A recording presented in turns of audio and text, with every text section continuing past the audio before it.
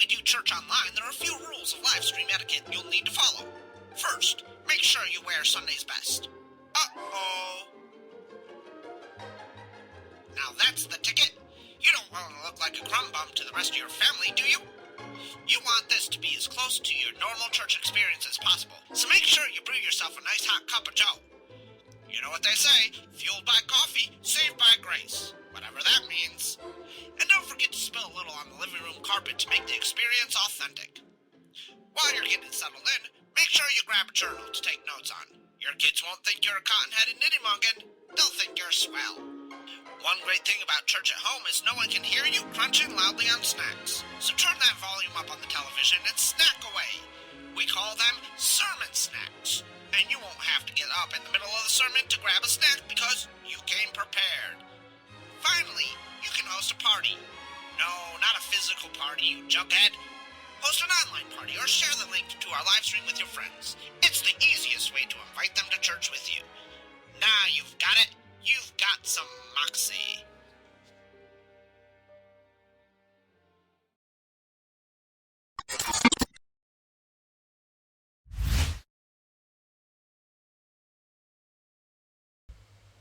Hey everybody, welcome to our live service tonight. I'm really glad you are here. So glad you joined me tonight. We got a lot of stuff going on. We have a lot of stuff planned for tonight. Really excited about it. I'm glad you guys are all here. Let's jump in. But before we do, make sure you comment and let us know you're here. We want to be able to see who's here in the comments, and we want to be able to see all that. So make sure that you let us know you're here. All right, let's go ahead. Let's jump right in. Let's have some fun together. What's up, Found John Hammies? Hope all is That's not what I wanted. Let's try this again. Here's what I want us to do. So we're going to talk about kind of just what's going on right now in our world.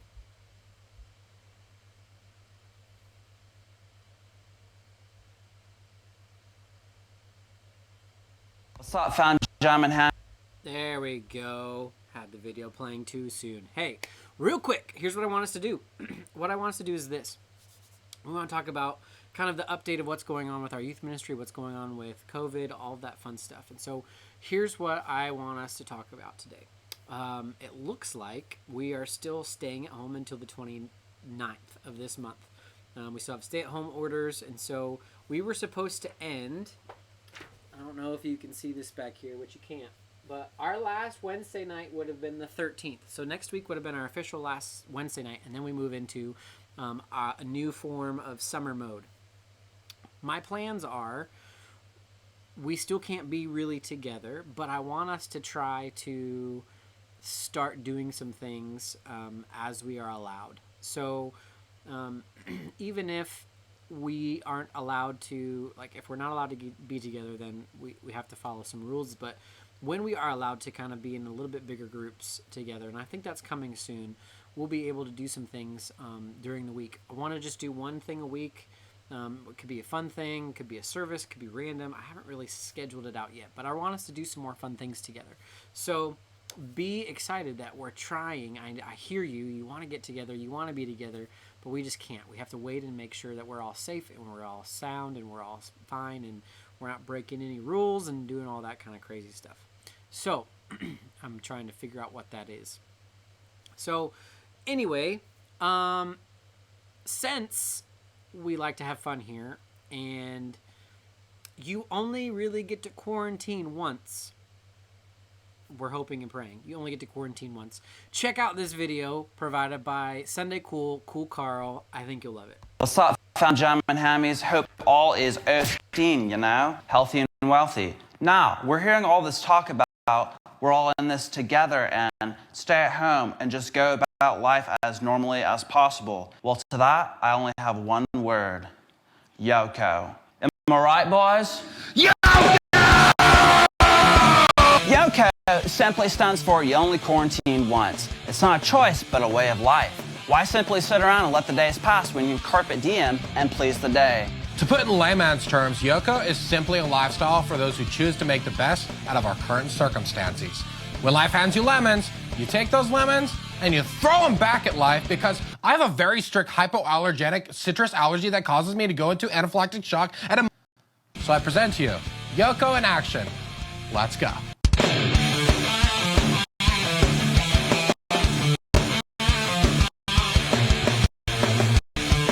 eating 30 pounds of Supreme slow-cooked chicken nachos at 7 a.m. after staying up all night playing Warzone?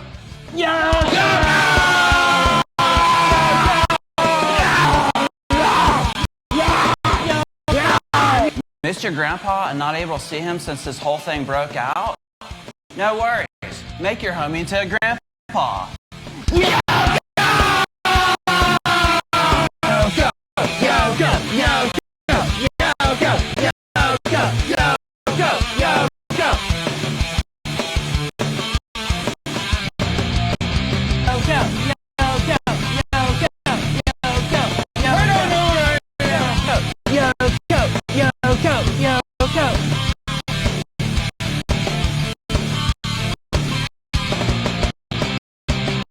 Catching up on Judge Judy? Guilty! Guilty! Guilty! Face your fears? Yucca?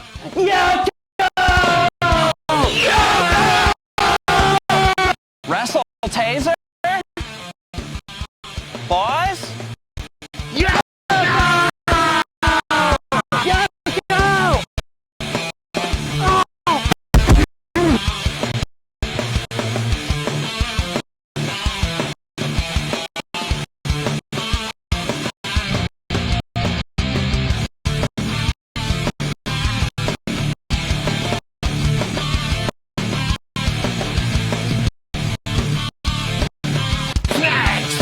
No, okay, dude, peanut allergy! No, guys, no, that. Dying alone? Go. It's actually a real fear of mine. Anybody else have any other fears? Public speaking? Yoga! So I've gathered you here today to talk about the cell leaving the nucleus host. Playing catch with random objects?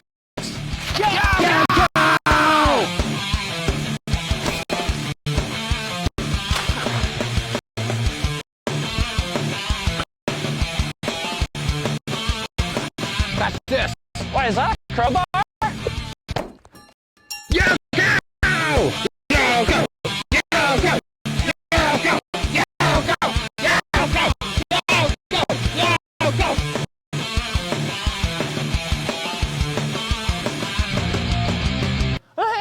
Neighbor. What's that?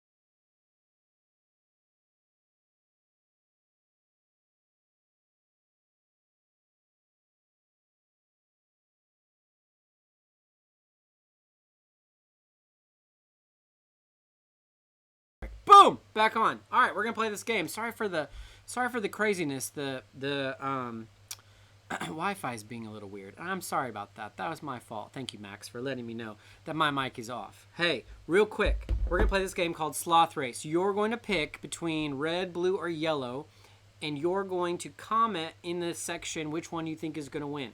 So here we go. It's a real quick game with sloths. All right, here we go. We're gonna play this game.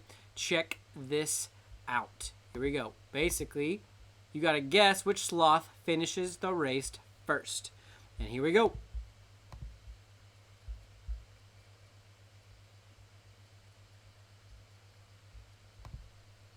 One, two, or three. Here we go. Ooh. This is a close race, my friends. It looks like red and blue falling behind with yellow. Oh, but some poo just got thrown and made blue fall behind. We're keeping the race on. We're going. Red is pressing on. Yellow seems to be making the win. It's almost towards, oh, it's see the finish line. Red's making a slow comeback. No, he's not. He's falling behind. Blue is in the middle, and yellow is in the middle. Oh, what happened to yellow? He got demolished, and red just got a burst of it. Number one, red wins, red wins, red wins. If you guessed red or number one, could give yourself a hand. Red won. I hope you enjoyed that. That was a crazy game. Again, I'm sorry if I'm being really laggy. Sorry, the internet is a bit funky right now at the church, and I'm the only one here, so we're just going to press on. Hey, real quick. Y'all like funny stuff, right? And I know some of you are dying. Some of you are just dying for sports. A lot of you miss sports. A lot of you miss a bunch of stuff like that, and I get it. You, out of everything out of this quarantine, you just miss sports.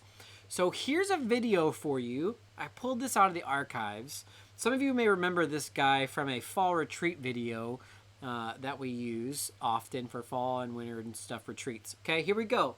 This is Matt McGill's sports instructional videos. And this one is specifically chosen for my friends who love cross country. Max,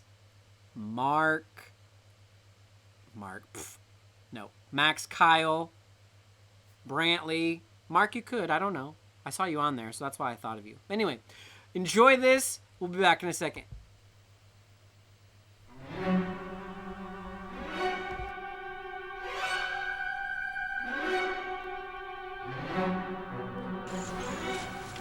Okay, here we go. Welcome to another edition of Matt McGill's Sports Instructional Videos. This week, we're gonna look at the sport of cross country. Okay, here. You can see I'm on a huge hill. Hill training is very important for the cross-country runner. Now, any common runner can go up the hill. It takes true athleticism, endurance, and heart to survive going down the hill. Watch closely.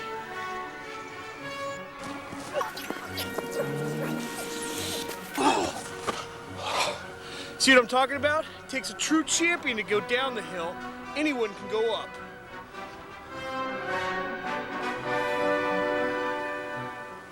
Hey there, how's it going? I bet you're wondering where the word cross-country came from. Really, it's Latin coming from two words, craw and scuntry. Craw means to run, and scuntry means without purpose. Thus, cross-country means to run without purpose. Very simple. Mental edge is important if you're gonna run.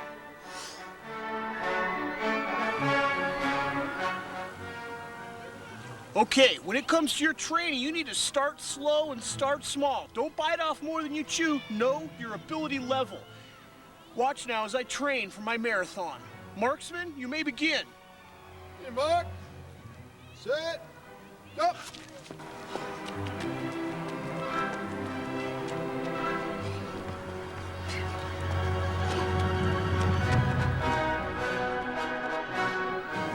Okay, here we go. The next tip just for you.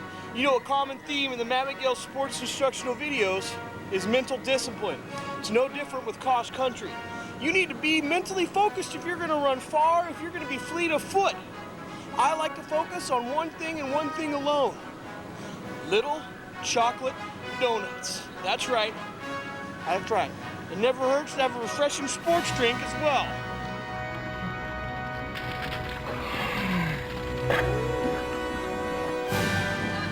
Okay, we've come to our final tip when it comes to cross country. There's a serious foe to the cross country runner, not blisters, not bunions, not even diarrhea. What it is, you guessed it, it's chafing. Every runner's got to worry about chafing. A lot of people use chapstick.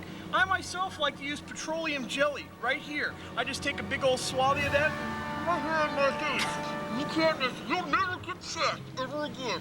Here we go.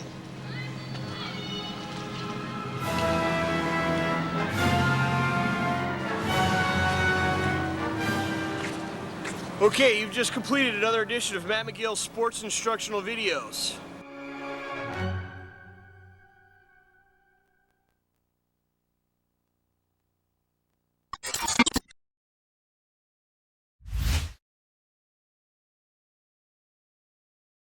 Let me turn the mic on. There we go. Hey, I hope you love Matt McGill. He's hysterical. I love. There's more to come with that, so stay tuned. We have more Matt McGill sports instructional videos for you if you enjoyed that. All you cross country lovers, to run without purpose, absolutely dying laughing hysterically. Oh my word, hilarious. Okay, so we are going to attempt. No, we're not, because it's not loading right now. We were going to play YouTube Showdown Volume 2 for some fun, but because it's not loading, we will push that back and we'll play it via Zoom at 8 o'clock tonight for small group time. So make sure that if you want to play YouTube Showdown, where you have to pick between which YouTube video has the most views, then come on and join us at 8 o'clock tonight via Zoom. It's going to be lots of fun. But I do want to talk about something very, very important right now. Our weekly schedule. It is changing effectively at the end of this week, starting next week on Mother's Day, which, by the way, hopefully you're getting something for your mother, which is this Sunday. So I'm giving you a few days heads up. Get something for your mom. Do something, make something. I don't care what it is. Be nice to your mommy, okay? But that's beside the point. What I want us to do is I want us to look at this and go, what is changing? What could be changing in this weekly schedule? Right now, we do Sunday morning, 10 a.m., all church worship. Monday, Facebook, Instagram post. Tuesday, Facebook, Instagram post. Wednesday, a live service online and Zoom at 8. Thursday, guy groups, discipleship group, Zoom. Friday, Facebook, Instagram post. Saturday is family day. Here's what's changing. We are going to be removing all of the Facebook and Instagram posts Monday, Tuesday, and Friday. And here's why. Not because we don't love you, not because we don't care about you, but we're just noticing a trend that we're overpopulating and overstimulating and giving you way too much stuff to look at. It's too much stuff to do, especially with school. And so what we're going to do is we're going to focus on Sunday morning, Wednesday night, Thursday nights as our big things each week to do connection-wise, okay? So if you want to connect with us on Sunday morning, please connect with us on Sunday morning on YouTube, on Facebook Live. We have stuff that go both ways. Also, we have what we're doing now is our live services at 7 o'clock on Wednesday nights and then 8 o'clock Zoom to where we can connect. And then I don't know about you, but I absolutely love Thursday nights. Thursday nights we've been doing this discipleship groups for guys and for girls. And it's been fabulous. We haven't had so many guys jump on, but with the guys that do jump on, and we talk about this book, Love Does, by Bob Goff. It's super good. Girls are talking about this book called Seamless. Man, jump on and join us. Okay? So we won't bother you, all that kind of stuff. Now, I do want to say that there is a quarantine challenge still going in effect. We just posted it, I think, on Monday to remind you. There's a quarantine challenge. If you complete everything on that list and you have a parent sign off that you did every single thing and you kind of maybe can prove that you have pictures showing that you did some of this stuff, I will get you a free CSM t-shirt when we order our new swag here in the late summer, early fall. Okay? So when we order a new set of swag, you get a free CSM t-shirt, and if only a couple of you do it, I will throw in some gift cards. It'll be worth your while to try to complete this quarantine challenge. It's awesome. It gives you a lot of scriptures to read, a lot of great things to do. So make sure that you guys are doing that, okay? So what we're going to do is I'm going to turn this off. And we're going to transition into worship. Now, we here at Countryside Student Ministry, we have a fabulous worship team. And they worked really, really hard putting this all together. And so some of you may have seen this if you watched a Sunday live stream a few weeks ago. We're running thin on our song selection, but it's okay. We're going to do great. And these people are phenomenal. They will hopefully be doing a live worship service on Sunday the 31st for Senior Sunday. So be looking forward to that. It's going to be awesome. Here is our worship team leading us in a song called Always Forever.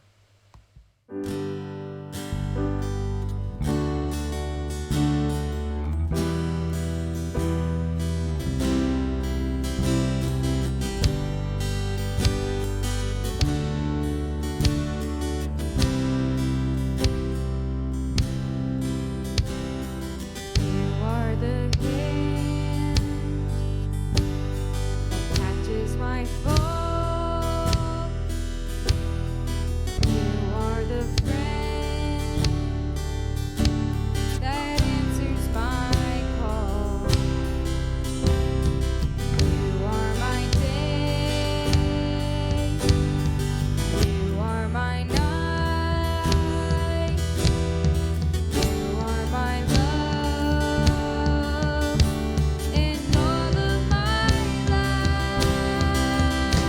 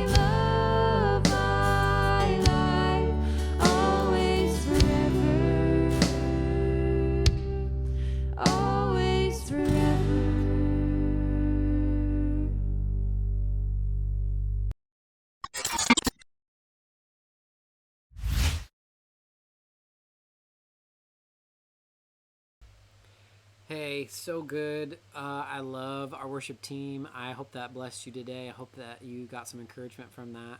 They're awesome. They're using their gifts and their talents for God, and so I just really appreciate them and all their hard work with that. Hey, we're going to jump right now into our lesson, into our session tonight. Free People. We just started a new series a couple weeks ago. This is week 2 of Free People. How God wants us to be free. And so we're going to be talking a lot more about that. Get ready to discuss some during the service time in the comments below. Let's check out Free People, week number 2. Okay? That's the cool logo right there. We're going to start that right now.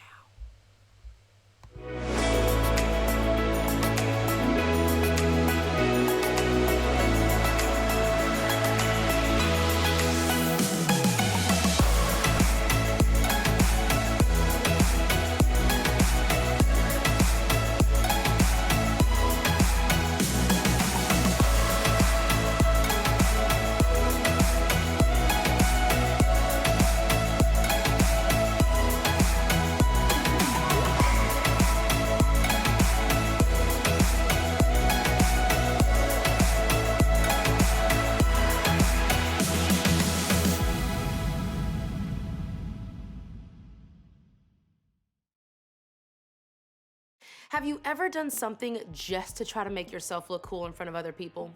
Come on, you know we've all done it. I mean, just watch any video about epic fails and you will see people doing ridiculous things in front of other people. I'll be honest, when I was a cheerleader in high school, I'd kind of just started to learn how to do a backflip, and we were at a football game and I really wanted to try my backflip because I wanted to look really cool, and I bust my face on the ground. It was pretty crazy. And here's the truth. Trying to look good in front of other people is normal because, well, I mean, we all want to look good. None of us hope to do something embarrassing in front of others. We don't just set out to show the worst version of ourselves. We want to put our best face forward. And there's a name for that. It's called managing your image, which is doing whatever you can to make sure the best parts of yourself are visible and your less likable parts are carefully hidden. And as crazy as that sounds, we all kind of get it. Everyone around us is thinking about managing our image in some way or another too. In some ways, sometimes high school feels like it's 5% academics, 5% social life, and like 90% trying not to look stupid. You know this is true because it's what you're doing when you tell your mom to drop you off 2 blocks away from school so your friends won't see her in your family's old minivan. It's why the idea of leaving the house in the morning when we have a bad hair day or a zit on our nose makes us just want to crawl in a hole. It's why there are certain people we want to be seen walking to class with, why we get more nervous playing football or performing the high school play in front of certain people, and why there's one class we really want to do well in. It's all because we are constantly working to manage our image so that we look good in front of people. Now, this isn't just a high school thing, by the way. This is a people thing. And just because we all do that to different extents doesn't mean it isn't exhausting. I mean, image management is a full-time job, people. And no matter how good you are at it, it still always feels slightly out of reach. And usually, at the end of the day, we feel, well, tired. That, by the way, is why some of us act like total weirdos at home. We've been containing our weirdness all day and we're exhausted. And on top of being exhausted, the whole not looking dumb thing is frustrating because it never works the way we think it will. All of us have that teacher, coach, friend, or even parent who, no matter what we do, how well we perform, how good our grades are, or how many accomplishments we have, aren't gonna be proud of us the way we want them to be. We can't do enough or say enough to change that. They'll just never approve. And when we do feel like we're looking okay, it never lasts as long as we think it will. I mean, one day we have it, and then one day it's gone. It just means we're starting all over again. Maybe we make an A, get the game ball, make first violin. I mean, it's really satisfying and rewarding. We go to bed that night feeling like we're just killing it at life, right? And then we wake up, and it starts all over. And you wonder, well, what if my grades fail and I get kicked off? What if I screw up the next game? What if second chair violin practices and gets better than me? I'm depressed just thinking about it. I mean, so why are we talking about this constant battle to manage how people see us? Because it's killing us.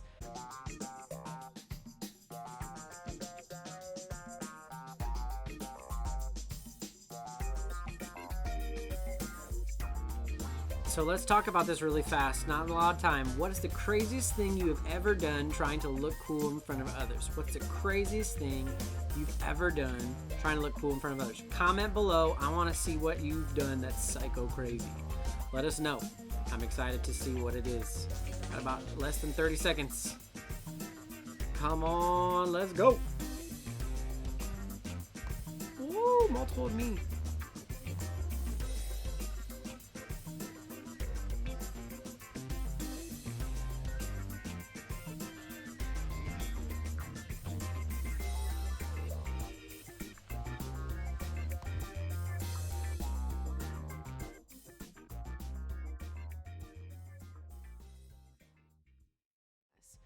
And here's a sneak peek at where we're going. Very few things will threaten your freedom like image management. I mean, it is the opposite of freedom. Freedom is the ability to act without restriction, and when we are constantly working around the need for approval, we're not free. Our need for approval is controlling us. Our need to manage our image is making us a slave. Last time we talked about how Jesus wants us to be free people, but what do we do if the fight for approval takes up our lives and keeps us from feeling anything but free? We started talking about the letter to the Galatians last week. It was a letter Paul wrote to a church who had heard the message of Jesus from Paul, but who had other teachers follow up with the Galatians. And these other teachers were teaching something different from what Paul had originally shared. I mean, Paul's message was, Jesus saved you. You're free from sin. Jesus made the relationship between you and God right. And these other guys came around saying, not so fast. Actually, you kind of have to keep these Jewish commands too for the whole salvation thing to really take. This made Paul very upset. I mean, remember when you were little and you worked for hours to build a Lego tower and your younger sibling would walk by and knock it down? It was kind of like that, but more annoying and way more important. That's how Paul felt. Paul had poured his heart into these people. And when these other teachers came around teaching them something that was nowhere near the true message of Jesus, Paul took it personally. That's why he was super clear in this letter in order to set the record straight. So Paul opens the letter saying this, I am astonished that you are so quickly deserting the one who called you to live in the grace of Christ and are turning to a different gospel, which is really no gospel at all.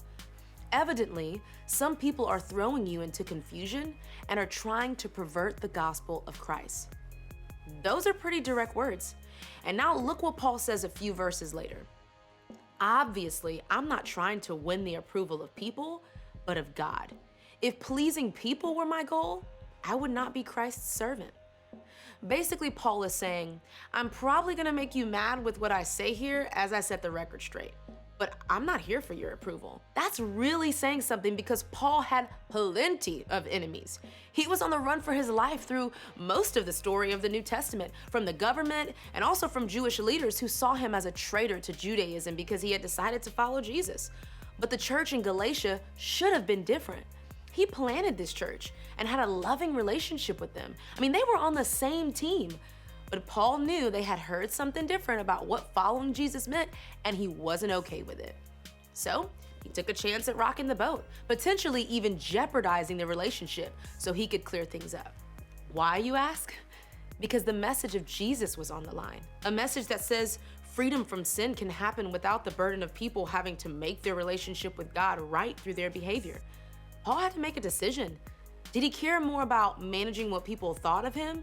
Or did he want to know beyond a shadow of a doubt that the real message of Jesus, a message of freedom and grace, was being preached?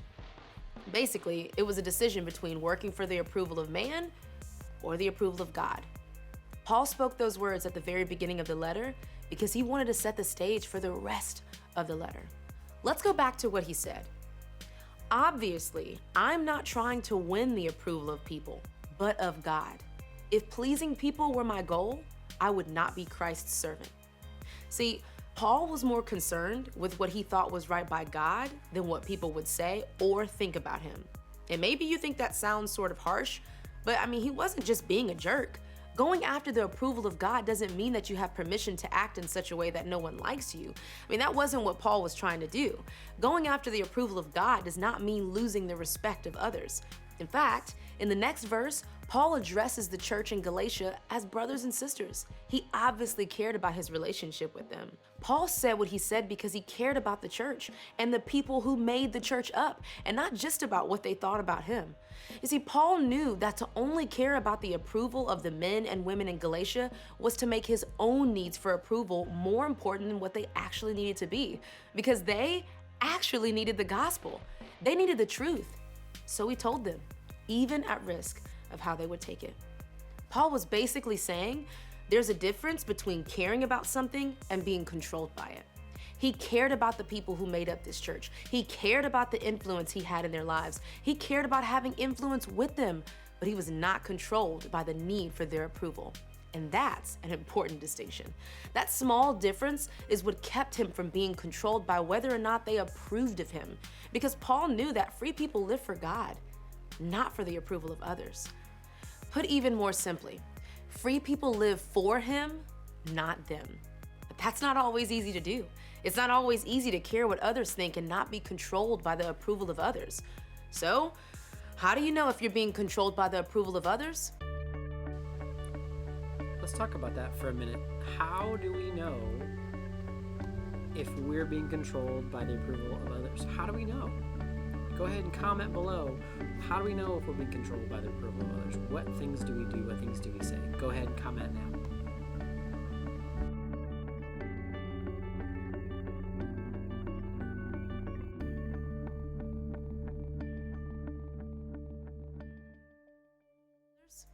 Let me give you a few indicators.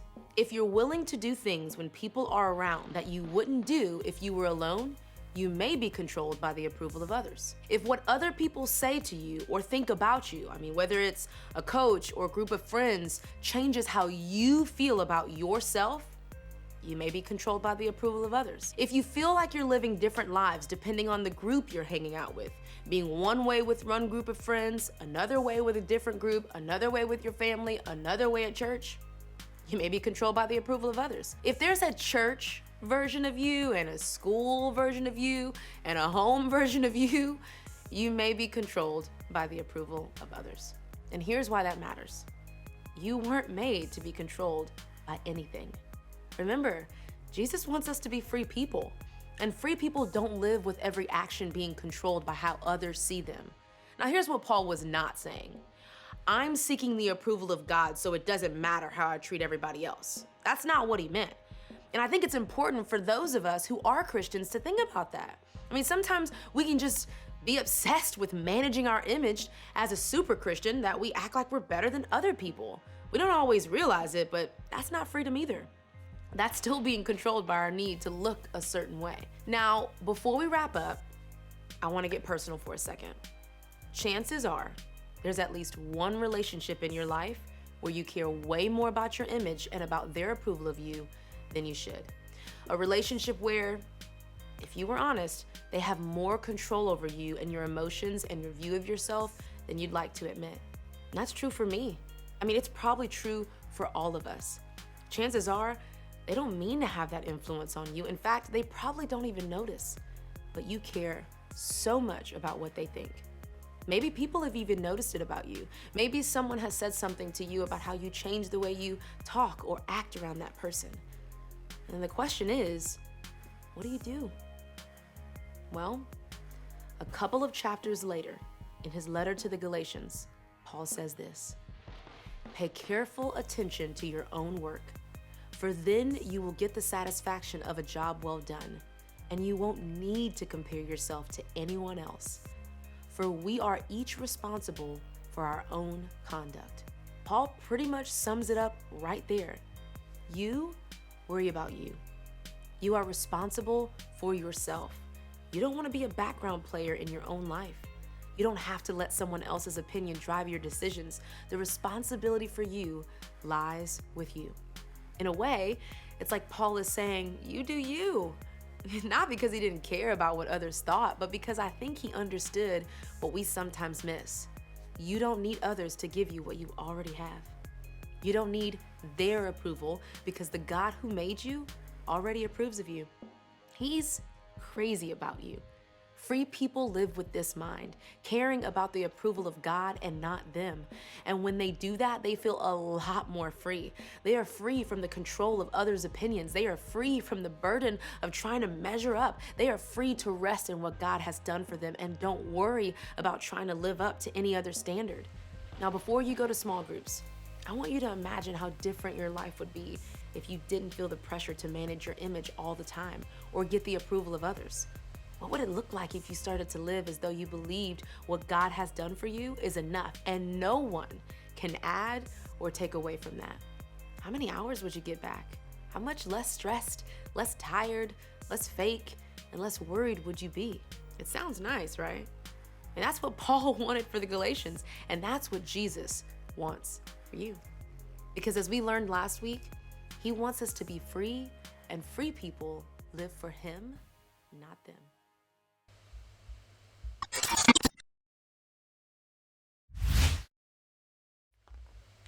That is so right. Free people live for him, not for them. And so what I want us to think about today, before we jump into small groups and Zoom, about 20 minutes.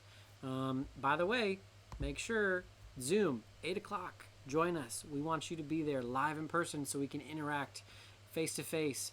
We'll be talking a lot about this. How do we be free people by just listening to what God has to say versus what others have to say? So join us on Zoom. We would love for you to be there. Hey, I'm so glad that you came online tonight. I'm so glad that you spent time with me. Sorry for some of the little glitches, but hey, we're not perfect. We try to make things work. And I'm just glad you're here. I'm really excited about the future of where we can take our youth ministry, where we can take our group. It's kind of a clean slate. I mean, we can just start fresh and new, and I'm really excited about that. Wanted to give you a couple things right before we go. A lot of you know, or maybe you don't, but we're doing Adopt a Senior program. It's on Countryside Student Ministries Facebook page. There's a post pinned to the top with this picture on it, and inside, underneath it, there are seniors that are already posting their things.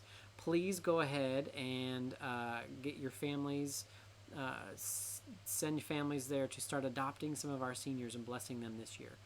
They've had a rough couple of months. They've lost a lot, so we want to bless them.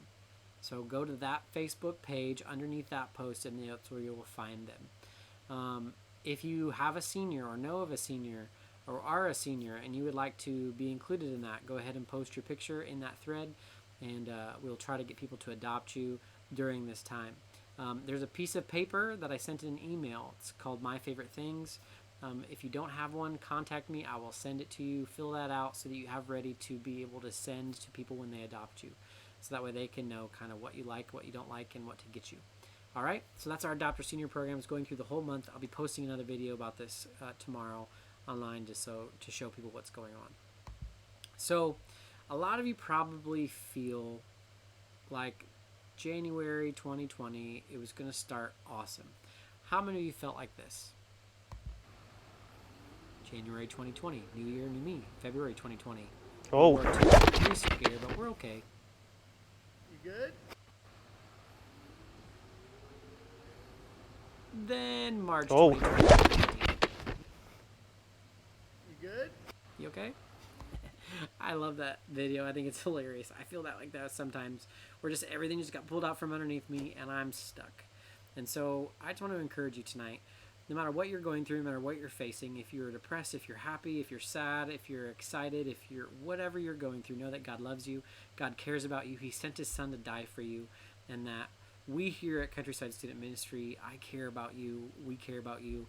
We want the best for you. Please reach out and get a hold of us if you need anything, just to talk. If you're bored, we're here for you. We love you. We want you to know that we love you and we care about you.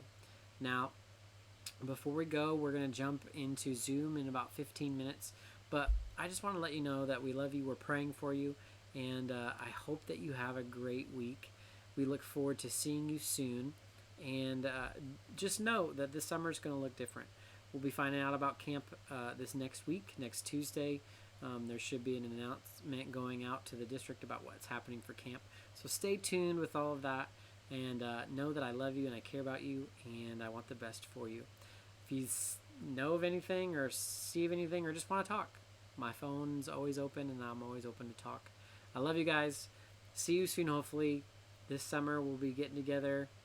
You know, normally we try to shut things down, but we're going to try to get some gatherings together if we're allowed to. So, hey, see you later. Love you guys. Have a great week.